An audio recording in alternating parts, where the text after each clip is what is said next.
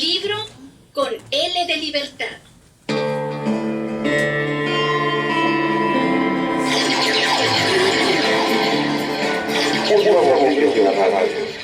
En Radio Sol 106.3 FM.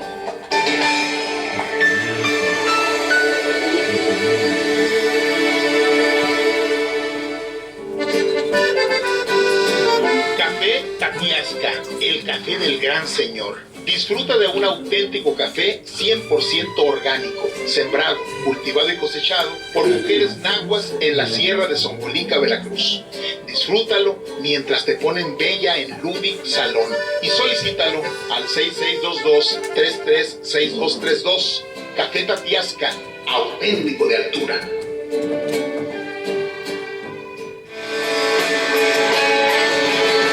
¿Quieres ser la protagonista de tu vida y brillar a cada momento? Ludic Parlor Salón es la solución.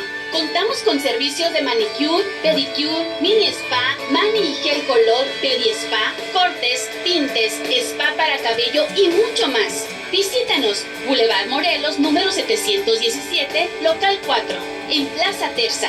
Haz tu cita al 688-1286. Aprovecha las promociones por aniversario. Ludic Parlor Salón, siempre a la vanguardia.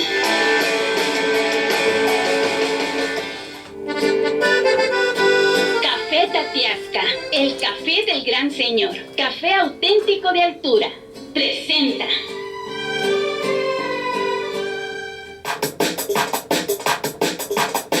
Charlando con los expertos. Vox Populi.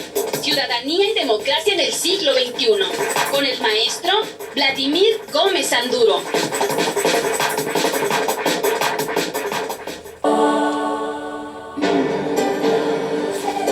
Bien, pues continuamos aquí en el tomo 132. Escuchamos a Neil Diamond, I am, I said. Yo soy, yo dije. Y esta historia de la ranita que quería ser rey y esas cosas, ¿no? Muy bueno. Está malito por ahí en un pueblo de Estados Unidos, ahí vive ahorita Neil Diamond. Tiene Alzheimer y a mí está un poco mal. De pronto sigue ahí cantando y eso, pero ya nos hace las grandes y fabulosas presentaciones que hacía. Bienvenido, maestro. A ver, ¿qué nos cuentas, pues? Oye, no vi tu Twitter, ¿eh? Los que no del Twitter ya saben cómo está la cosa. Aquí yo no vi el tuyo, ya hombre. Es la segunda vez que coincidimos que me ganan los temas, ¿no? Y debo decir que no hay no nos ponemos de acuerdo. No nos ponemos de acuerdo. De repente, simple y sencillamente llegamos y estamos hablando del mismo tema, pues no tú trátalo, tú no puede ser de otra manera, no pues, es el 5 de febrero y pues no podemos dejar de hablar de nuestra Constitución. Efectivamente, como ya comentó, hoy 5 de febrero, pero en 1917 se estaba promulgando nuestra Constitución política. Es decir, el día de hoy estamos celebrando los 103 años de nuestra Constitución política. Es el documento más importante, el documento jurídico más importante de todos los estados constitucionales. Actualmente la mayoría de los países son estados constitucionales, es decir, tienen una constitución.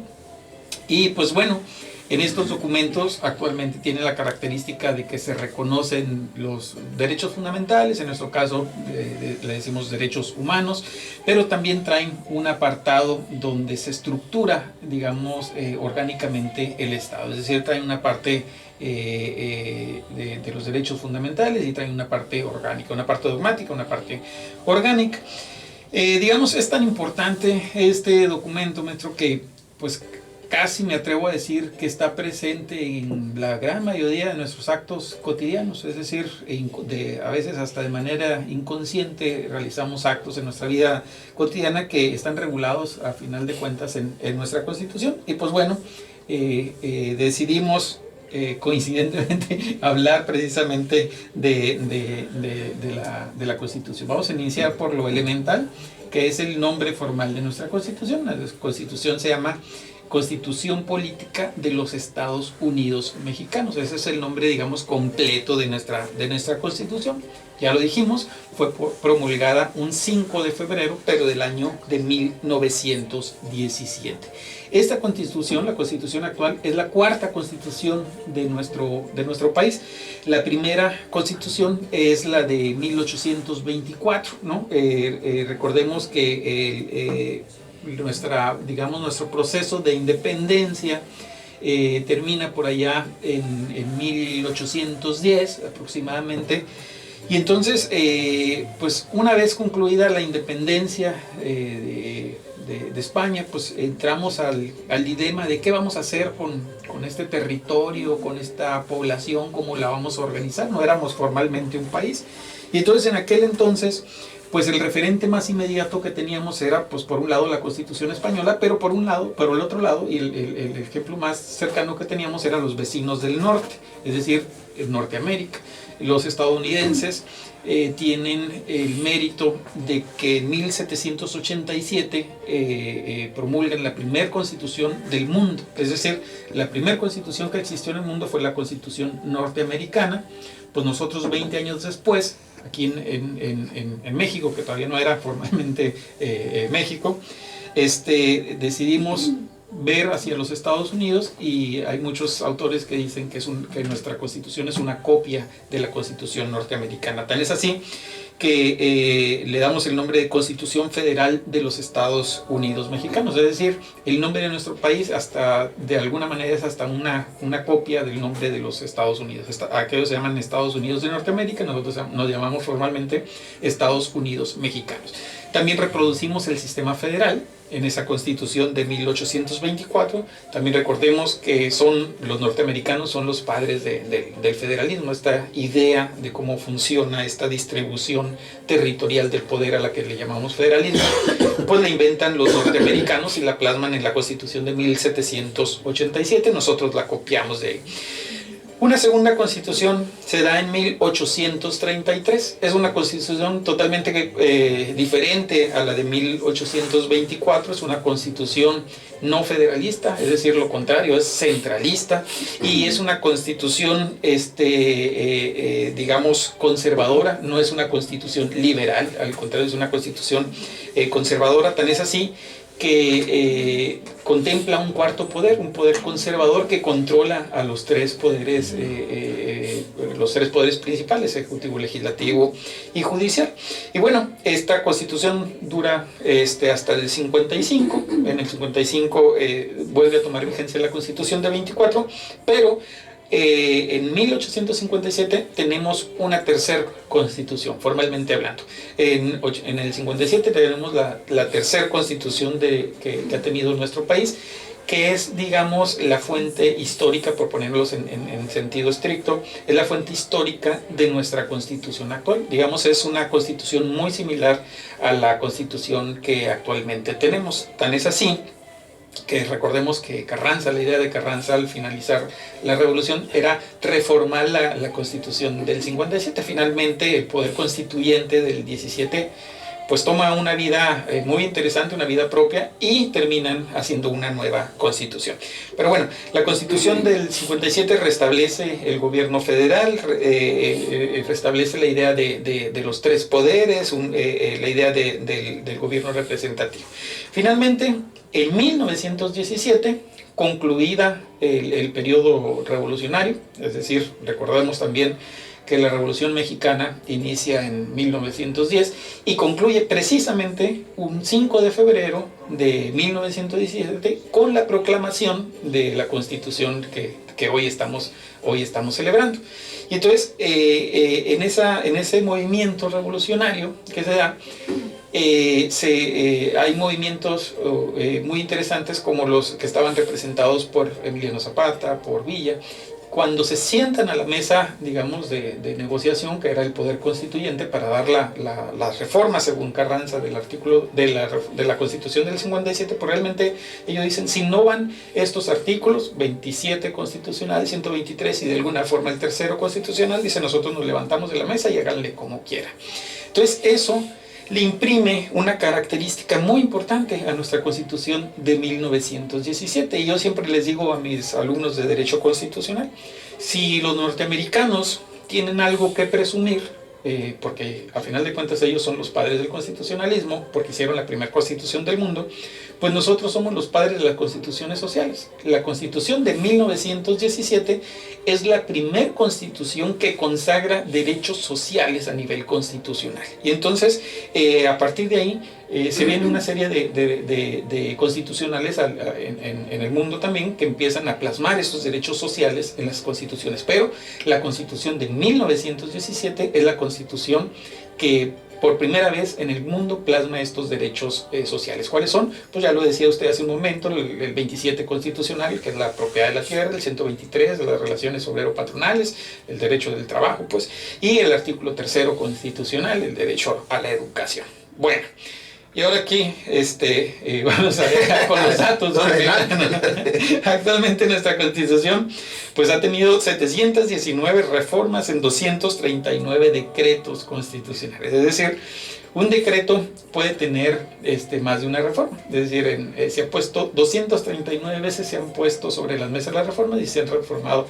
El presidente decía entre 700 y 800 reformas constitucionales, creo que hoy en la mañana, sí, pues son 719, traigo el dato. Aunque yo conté 733. 730.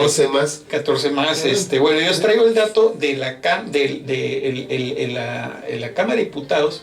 Tiene un apartado exclusivo sobre las reformas. De ahí la saqué. Ah, sí. Mira. Entonces, a lo mejor yo me equivoqué a la hora de sumar ahí, porque fui sumándolas. Okay. Fui sumándolas. Ahora, ha habido algunas que en un periodo presidencial... Creo que en esas 700 usted está contemplando reformas a los artículos transitorios. No, nomás a los pero en fin, sí, son más de... Sí. Bueno, efectivamente, también revisé los presidentes que... Oye, y Andrés no quiso meterse en bronca, dijo entre 700 y 800. Así le doy la razón a Juan Manuel, le doy la razón a Vladimir, y yo tengo otros datos. El presidente con más reformas constitucionales efectivamente es Peña Nieto, 155 reformas. Está en segundo lugar, está su antecesor, precisamente Felipe Calderón, 110 reformas. En tercer lugar está Ernesto Zedillo con 77 reformas. Actualmente López Obrador lleva 26 reformas constitucionales hasta agosto, 26 reformas constitucionales. Y en diciembre hubo otras en diciembre. Sí, ¿no? Sí. Hasta agosto 26 reformas constitucionales. Para compararlo con el resto de los presidentes, bueno, está más o menos empatado con Zedillo. Zedillo en el primer año hizo 27 reformas constitucionales. Ahí andan, pues yo creo que con las reformas de 100, diciembre, ya más o menos andan. Calderón sacó en el primer año 24 y Peña sacó 19 en el primer año de gobierno. El artículo más reformado, ya lo decía usted también, el 73 constitucional, 82 reformas constitucionales. Para que nos escuchan, ¿de qué habla el artículo 73 constitucional? Pues son las facultades del Congreso, ¿no? Es decir, a final de cuentas, ¿qué ha dicho el Congreso de la Unión? Bueno, pues si no tengo las facultades, pues me las doy, ¿no? Y entonces lo que ha ido haciendo es ampliando las facultades que tiene el Congreso de la Unión. El 123 es el segundo artículo más reformado, con 27 reformas constitucionales. El 27 es el tercero más reformado, con 20 reformas constitucionales. Y bueno, a final de cuentas, un dato final, solamente de los 136 artículos de la Constitución, solamente 22 no se han tocado para nada desde 1917. Es decir, en 103 años, solamente 22 artículos no se han tocado. Cierro con una idea para reflexionar, como decimos. Si revisamos las reformas constitucionales por sexenio, y ahorita lo platicamos fuera del aire, maestro, hay un dato interesante.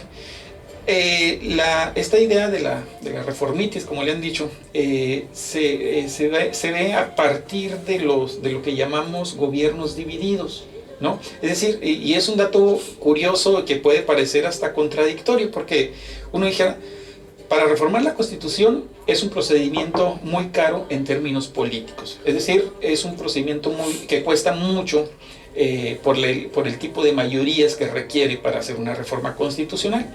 Y entonces uno pensaría que era más sencillo para el régimen de partido hegemónico hacer reformas. Y entonces uno podría pensar, bueno, pues es más lógico que en la época del partido hegemónico hubiera más reformas. ¿Por qué? Porque dominaban las gobernaturas o las legislaturas locales, dominaba el Congreso de la Unión en la Cámara Alta y la Cámara Baja, y entonces pues era fácil sacar la reforma. Sin embargo, no es así. Nos damos cuenta que a partir de Miguel de la Madrid se ha venido incrementando esta idea de reformar la Constitución, lo cual pudiera parecer una paradoja. Y entonces, pensando un poquito en esto, uno dice, bueno, ¿y por qué entonces los presidentes que han tenido más dificultades jurídicas y políticas para reformar la Constitución han sido los que más reformas han impulsado?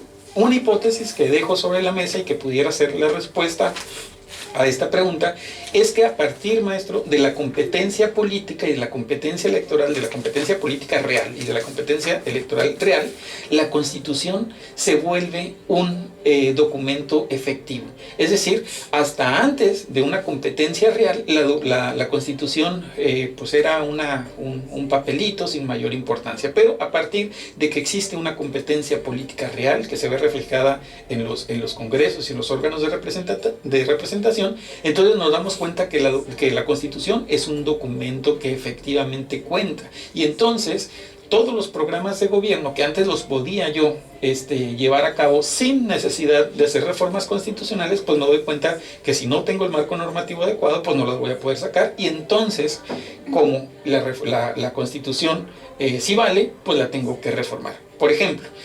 esta idea de las controversias constitucionales. ¿Qué es una controversia constitucional? Cuando hay cuando hay diferencias entre poderes del Estado o niveles de gobierno, pues se resuelven a través de una controversia constitucional.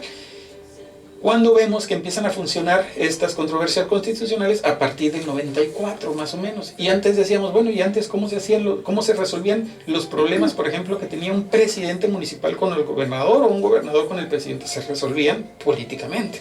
Pero actualmente vemos que, producto de hacer valer la Constitución, un presidente municipal del municipio más alejado que nos podemos imaginar puede parar una iniciativa de un gobernador o inclusive del presidente de la República haciendo valer la Constitución, algo que antes no ocurría. Pues muy bien, excelente tema y vaya. O sea, sí, fue el mismo tema, tocamos algunos puntos, pero tú, como era de esperarse, pues profundizaste un poco más. Y esta idea, Vladimir, no sé qué tú pienses, pero bueno, primero esta idea que tú ya traías de que en los gobiernos divididos, no en el presidencialismo fuerte. Y es una hipótesis, y otra hipótesis es de que como el presidente tenía el poder de reformar, ¿sí? O sea, si el presidente mandaba una iniciativa, por más extravagante que fuera, ¿sí? Por ejemplo, reformar la Constitución de Sonora para que un chavo de 30 años pudiera ser gobernador, pues simplemente se mandaba y el Congreso aceptaba. Reforma constitucional y luego se iba a los municipios, en el caso de la reforma a una constitución local. Pero a nivel nacional, pues, entonces, ¿esto a qué indicaba? Indicaba que los presidentes se cuidaban más, porque la responsabilidad era muy grande. O sea, si lo que yo mande me lo van a aprobar, así es que vale más que... O a lo mejor lo resuelvo políticamente, como dices tú. Esa es una cuestión. Lo interesante aquí sería ver cuántas de esas reformas tienen como origen una iniciativa presidencial y cuánto tiene otro origen. No precisamente de la propia Cámara, pues, por ejemplo. Dice ser interesante. Y por último, mira, Porfirio Muñoz Ledo insistió mucho al inicio, cuando ganó la Cuarta Transformación, de que había que hacer una nueva constitución. Es un tema que trae desde hace mucho tiempo. Trae desde hace mucho tiempo. Una nueva constitución, dice. ¿Por qué? Dice, porque ahora ya tenemos que hacer otro pacto. El pacto que se hizo el 17, ya ahorita ya es otro pacto. Y además ganamos, y si queremos que esto quede plasmado, tenemos que hacer una nueva constitución. Teóricamente, Porfirio tiene razón. O sea, para que un país, la que hacen las revoluciones en cuanto triunfan, es una nueva constitución. Así es. Ya sea para adelante, ya sea para atrás. Cambian las reglas del juego. Cambian las reglas del juego, porque cambia el pacto social, cambian los actores, ¿sí? ¿Cuáles fueron los actores en el 17? Actores que no valían un cacahuate antes de la revolución, para acabar pronto. Y ahora vinieron e irrumpieron, ¿no? O sea, tengo lo que tú comentaste ahorita, de dónde se nutrieron. de los perseguidos Flores Magón. Así o sea, es. el programa del Partido Liberal Mexicano plantea ahí lo de la educación, plantea lo del artículo 27, y de ahí lo retoma Francisco J. Mújica, que fue constituyente. Entonces, o sea, teóricamente tiene razón Porfirio, pero desde el punto de vista político, práctico, híjole, poder decir, es que ya ganamos en las urnas, ya somos esto, y ahora, con nuestra fuerza, vamos a reformar. Yo creo que eso generaría más problemas que resoluciones. ¿Por qué? Porque la sociedad del 17, de 17, era una sociedad menos diversa que la actual. Ahorita la gran cantidad de actores sociales es inmensa. Entonces, para que todos los actores sociales queden satisfechos en una nueva constitución, complicadísimo. Por eso va a tener que hacerse como cuestión de reformas, y vamos a ver, porque como nos comentaba el doctor Pesqueira, traen reformas constitucionales que son regresivas. Entonces habría que ver eso. ¿Con qué concluyes, Vladimir? Pues bueno, a final de cuentas, observando el comportamiento de las reformas constitucionales nos puede decir mucho del comportamiento de la política de un país. De hecho, el siguiente miércoles me gustaría seguir tocando el tema pues hay mucho tema cuando hablamos de derecho constitucional, hay mucho que se puede tocar, pero a final de cuentas hay una correlación, y con esto concluyo, parece haber una correlación muy fuerte entre la competencia política y las reformas constitucionales. A mayor competencia política, parece ser una mayor tendencia a las reformas constitucionales, y aquí la importancia otra vez del juego electoral. Es decir, claro que las reglas electorales importan porque son precisamente esta competencia real la que incentiva este tipo de discusiones que se van plasmando en los documentos constitucionales. Muy bien, pues muchas gracias. Tomamos nuestro separador, lo colocamos y los invitamos a leer la Constitución, hombre, léanla, la verdad que van a encontrar cosas ahí interesantes, los 136 artículos y las decenas de transitorios que hay por ahí. Vamos a escuchar a Óscar Chávez con nostalgia pura, pues, La Niña de Guatemala, y enseguida volvemos.